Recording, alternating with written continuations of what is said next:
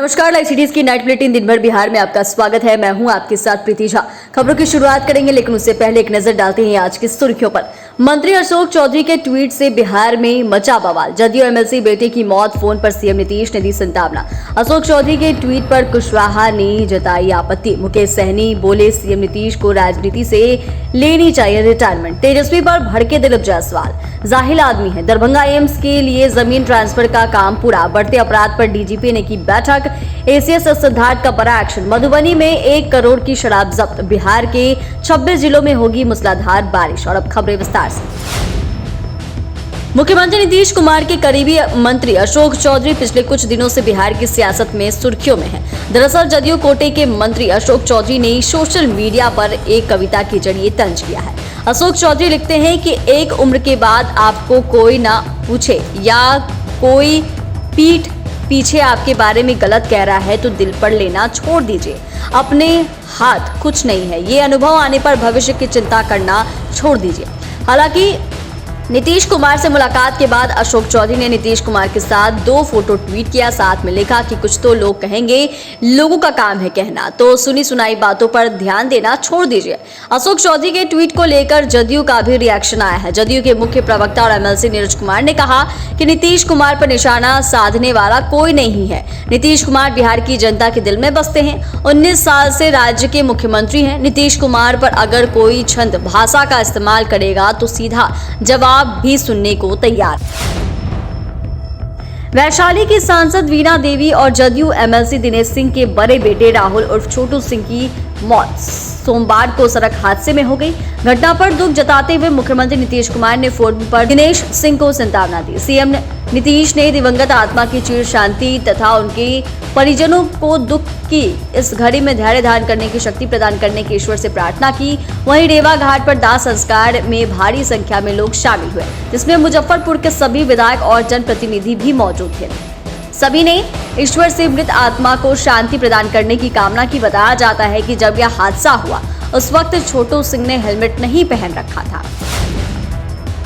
राज्यसभा सांसद उपेंद्र कुशवाहा ने मंत्री अशोक चौधरी के ट्वीट पर आपत्ति दर्ज कराई। कुशवाहा ने कहा कि जिस व्यक्ति ने भी यह ट्वीट किया है, जिस तरीके से ट्वीट किया है, यह निश्चित तौर पर बहुत ही गंभीर मामला है और अपमानजनक भी है। मैं इसे ज्यादा अपमानजनक मानता हूं। नीतीश कुमार के बारे में कोई भी गलत तरीके से बोल नहीं सकता। नीतीश कुमार बिहार के विकास के लिए दिन रात लगे रहते हैं, लेकिन कोई व्यक्ति उनको लेकर तंज कसे, यह आपत्तिजनक और गैर मुनासिब है। इससे मुझे व्यक्तिगत तौर पर ठेस पहुंची है।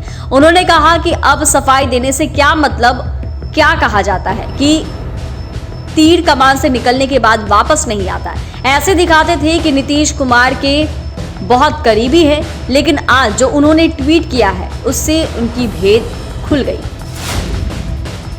वहीं मुकेश सहनी ने अशोक चौधरी के बातों का समर्थन किया। सहनी ने कहा कि ये बात सही है, हर व्यक्ति का उम्र होता है। मुख्यमंत्री नीतीश कुमार काफी लंबे समय से बिहार को चला रहे हैं, अब उनका उम्र हो चुका है। आप देख रहे हैं कि हाल फिलहाल में बहुत सारा ऐसे बयान दे रहे हैं जो बातें बिहार और देश के लोगों को अच्छा नहीं लगता। उम्र होने की वजह से वो बहुत सारी चीजें भूल जाते हैं, ऐसी चीजें भी बोल जाते हैं जो उन्हें बोलना नहीं चाहिए।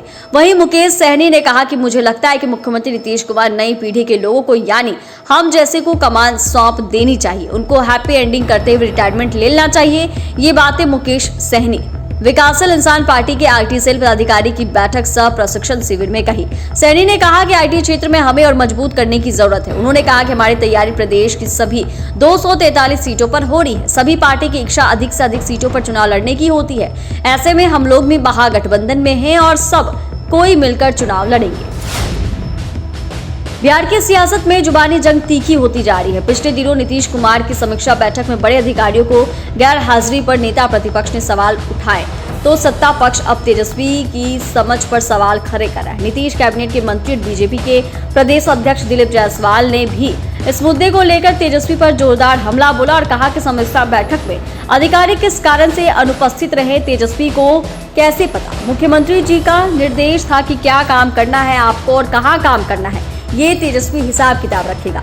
किस बैठक में कौन पदाधिकारी आए, कौन नहीं आए, इसका हिसाब किताब रखना तेजस्वी का काम थोड़े ही है। जाहिल आदमी को, कुछ तो बेरोजगार आदमी है, उसको कोई काम नहीं है तो काम कर रहा है। दरभंगा एम्स को लेकर बड़ा अपडेट सामने आया है। राज्य सरकार ने मंगलवार को 37.31 एकड़ जमीन भी स्थानांतरित कर दी है। स्वास्थ्य मंत्री ने जानकारी देते हुए बताया कि इससे पहले 150 एकड़ जमीन दी जा चुकी है। देश में बिहार दूसरा राज्य होगा जहां 2 एम्स होंगे। नीतीश सरकार के केंद्र में 37.31 एकड़ जमीन सौंप दी गई है। इससे पहले 12 अगस्त को 150 एकड़ जमीन दी गई थी। स्वास्थ्य विभाग के अपर मुख्य सचिव प्रत्यय अमृत को 25 जुलाई को पत्र भेजकर जमीन हस्तांतरित करने के लिए कहा था। बिहार में विधि व्यवस्था बहाल करने के लिए मुख्यमंत्री की सख्ती के बाद डीजीपी एक्शन में आए। उन्होंने सभी जिलों के एसपी और थाना अध्यक्ष के साथ बैठक कर आवश्यक दिशा निर्देश भी दिए और पुलिस पदाधिकारियों को डीजीपी आलोक राज ने टास्क भी दिए हैं। पुलिस मुख्यालय में वीडियो कॉन्फ्रेंसिंग के जरिए तमाम एसपी और थानेदार डीजीपी के साथ मीटिंग में जुड़े। यह उच्च स्तरीय बैठक करीब 3 घंटे तक चली। डीजीपी ने बिहार में बढ़ते आपराधिक घटनाओं पर चिंता जताते हुए जिले के कप्तानों और थानेदार को यह निर्देश भी दिया कि किसी हाल में अपराध और अपराधियों पर लगाम कसे। अपराधियों के खिलाफ पुलिस अपनी कार्रवाई तेज करे। उन्होंने थानेदार को आदेश दिया कि पीड़ित व्यक्ति को जल्द से जल्द न्याय मिले, इस पर काम कीजिए। इलाके में जो भी क्रिमिनल दिखे उसे सलाखों के पीछे पहुंचाएं। अपराधियों के खिलाफ सख्त एक्शन लिया जाए। डीजीपी ने कहा कि लापरवाही बरतने वाले पुलिस कर्मियों पर कड़ी कार्रवाई की जाए। बिहार के सरकारी स्कूल की एक शिक्षिका और प्रधान शिक्षक ने पूरे सिस्टम को ठेंगा दिखा दिया। ऑनलाइन हाजिरी में बड़ा खेल कर रहे थे। इसके बाद आरोपी शिक्षिका और प्रधान शिक्षक को निलंबित कर दिया गया।